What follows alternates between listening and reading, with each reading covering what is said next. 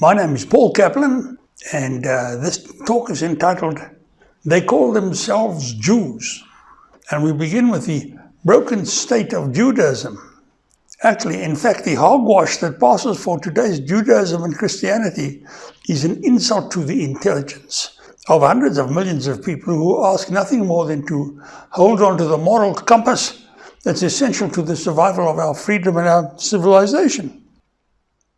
Some 3,500 years ago, we Jews were fortunate enough to be touched by the divine when we were lucky enough to be given the opportunity to take the 10 Commandments as our credo. At Mount Sinai, we took this opportunity and we made the vow known as the covenant, which is recorded in the book of Deuteronomy, chapter 29, verse 10. And we managed to keep that covenant for almost 1,300 years. And it raised us high above the other nations, many of whom wanted to adopt the same philosophy. And then we failed miserably and we broke our covenant. And the collapse that now threatens half the world can be traced back to that failure of ours. We Jews have forgotten our covenant and we've forgotten our duties and responsibilities to the rest of humanity. So instead of defending everything strong and disciplined, many of us attack and try to destroy the moral fiber at the heart of Judeo-Christian civilization. And we are no help at all to the Christians, whose faith is virtually dead and has no hope at all of defending Western civilization against the left.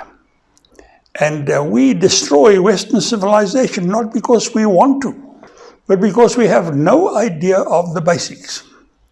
How can we know the basics when the basics are swamped under the huge ocean of rubbish known as the Talmud? And these days, the Talmud consists of around 75 encyclopedia-sized books of so-called rabbinical wisdom, most of which is utter garbage. So instead of the clarity and the simplicity of the covenant, the Talmud causes us to embrace other rubbish like tikkun olam, which roughly means to repair the world, which many Jews take to mean being a leftist. They forget that we vowed to keep a covenant of decency and discipline and not the miserable ocean of rabbinical trash known as the Talmud. And then we try to persuade the Gentile world that godliness is about social justice. And we attack them for trying to hold on to the values that we once had and that our rabbis have betrayed. One could carry on all day about the hundreds of ways in which Jews manage to infuriate others with our endless feeble-minded bleating, instead of empowering others with the strength and discipline that we once had before we broke the covenant. So how did we manage to forget our covenant and become such a curse to ourselves and everyone else when we were supposed to be a light unto the nations? A light unto the nations. Well, let's look at what happened. At the outset, Moses and the elders set out to hammer the covenant or 10 commandments into the people, and they devised a simple and powerful set of explanations known as the oral law. And the tribe of Levi was given this oral law to use as teaching material to hammer the 10 commandments into the people. Now, no one was allowed to tamper with the oral law, and it had to be preserved exactly as Moses and the elders had designed it. Even the slightest change to the oral law was a matter of national policy, and the priesthood protected the oral law with the extreme vigilance it deserved. After all, the covenant was, and still is, the nation's reason for resistance. For example, look at what happened in Germany last century when we forgot that simple fact. Now, the Levite rabbis were expressly forbidden to write down the oral law. And writing down the oral law was the biggest no-no in the world. You did not write down the oral law under any circumstances whatsoever. All right, not to write down the oral law. And why were they so strict on the rule not to write down the oral law?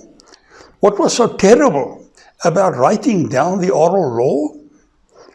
Well, if you think about it, Moses and the elders knew that once the rabbis began to write down the oral law, they would immediately start adding their own second-rate ideas and opinions. And very soon their inferior thought processes would turn the oral law into a huge collection of rubbish. And of course, when this happened, when the oral law was destroyed, it would also destroy the covenant. It would mean the end of the covenant. But this is precisely what the rabbis did. And in collusion with cynical Roman officials of the occupation forces in Israel, they began to write down the oral law. Well, of course, the oral law quickly turned into the huge ocean of rubbish that became known as the Talmud. It became known as the Talmud, and that monstrosity soon put an end to the covenant, and it put an end to the moral fiber of the Jewish people. So why did the rabbis do this? Why did they go and write down the oral law after having been told umpteen times not to do so? Well, they wrote down the oral law because the gigantic Talmud that resulted from writing it down enabled them and their Roman cronies to create a colossal nationwide Talmud education industry that generated huge sums of money and power. And this enormous racket completely swamped the ancient oral law of Moses and the elders. Well, of course, as soon as this happened, we broke the covenant. We forgot all about the covenant. And we Jews lost our grip on law and discipline, and we fell from our high place to become the lowest of the low, and the most detested people in the entire world, which we still are. Now, the rabbis behind this atrocity were known as the Pharisees, and their descendants still hold the Jewish people in their grip to this day. And it's little wonder that we know so little about righteousness and decency and discipline and think we can solve every problem with money. So every Jew should realize that these Pharisees of ours are the ones who brought upon us the universal hatred and cruelty that devastated us for 2,000 years. And they should also know that the same hatred now threatens us yet again for the umpteenth time. So in short, our trusted rabbis have turned us away from our simple covenant and have persuaded us that their own Talmud monstrosity of about 75 encyclopedia-sized books is actually the oral law of our covenant, the same oral law that was given to us by Moses and the elders. Well, if Moses was here today, he would set fire to the whole Talmudic heap of trash and throw the Pharisee rabbis onto the bonfire as well. So today, the vast majority of Jews wrongly believe that the Talmud is the Jewish religion, but they believe wrong. They believe that the Talmud is the Jewish religion, but they believe wrong. The Jewish religion is not this giant sea of trash. Scripture refers to the Talmud as the abomination of desolation. And the Jewish religion consists of the 10 commandments and the simple oral law of Moses that explains them. And it does not consist of the abomination of desolation, the damned Talmud. And today's Jews also need to know that in those ancient days, when the Pharisee rabbis were destroying the reason for our existence, tens of thousands of decent and brave people rose up to defend the covenant. But the Romans were actually partners in the Talmud racket, and more than that even, they were the bosses of the Talmud racket because they were the bosses of the rabbis. And the rabbis showed them how to crush the resistance. And the rabbis showed them who to target, which they did without mercy. And thousands of decent people were murdered, bankrupted, or had their houses burnt down, or they were crucified. But there's one thing that the rabbis have failed to do even after trying for 2,000 years. They have tried and failed to discredit or wipe out the name of the most passionate defender of the covenant, whose name remains immortal. And his name was Jesus. And Jesus defended the covenant by preaching the genuine oral law as no one else could do it. He was the nation's greatest exponent of the oral law, and his delivery of the oral law could hold the people spellbound. And he was an expert because he had been taught from childhood by the best scholars in Israel, who had recognized his capabilities and his talent while he was still a small child. And those scholars knew the oral law, and they were true to the covenant. And the New Testament refers to his oratory in the Gospel of Mark, chapter 1, verse 22. And this is what it says.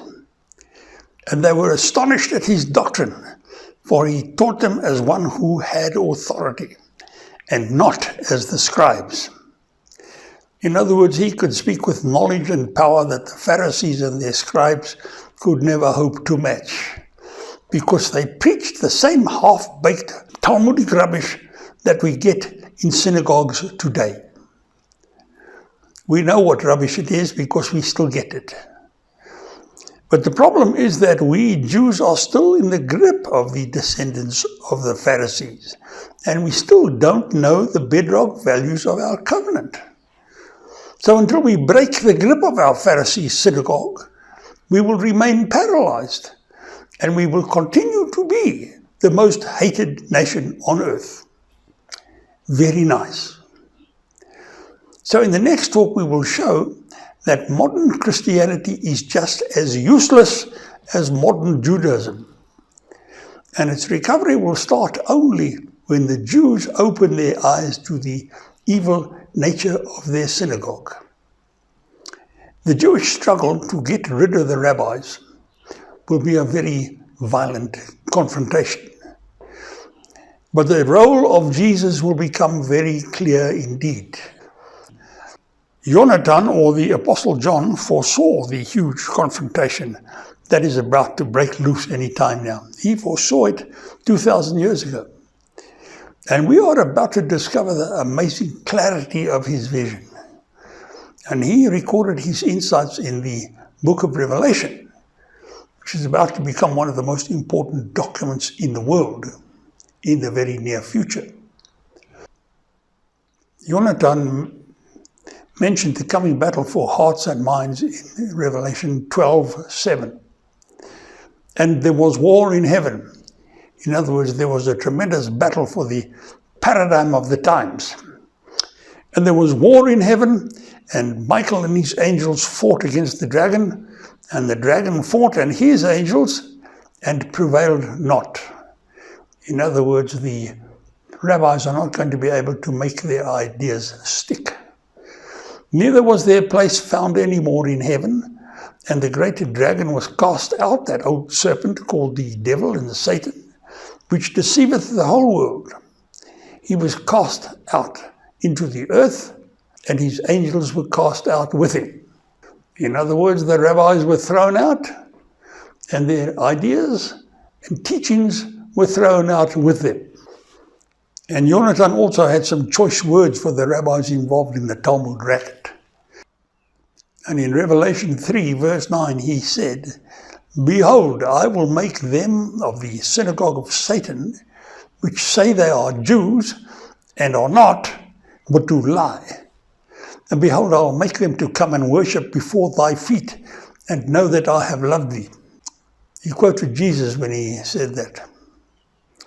But getting back to today's problems, the Christian clergy is certainly having a rough time at present, but this is about to change radically. They need to know that glorious times await them, and that the church in the near future will regain respect and prestige more than it has ever had before. But keep your eyes on the Jews for the beginning of the revolution against the rabbis and their Talmud, because this confrontation will signify the beginning of the construction of the new covenant and the 1,000 years of peace and prosperity promised in Scripture. The restoration of honor, dignity, and discipline and values of those sort, in other words, the new covenant, will require a tremendous effort from both the Jewish and Christian clergy. But as the Scriptures encouragingly say, they will run and not grow weary. Meanwhile, I remind you that your support is what makes these talks possible, and each talk requires tremendous effort. And without your financial support, this effort would not be possible. And if you want to get the whole biblical end-time picture from the Jewish angle without waiting for these talks, then get yourself a copy of God versus the Left, which is obtainable from Amazon. So until the next talk, this is Paul Kaplan signing out and thanking you for your time and attention.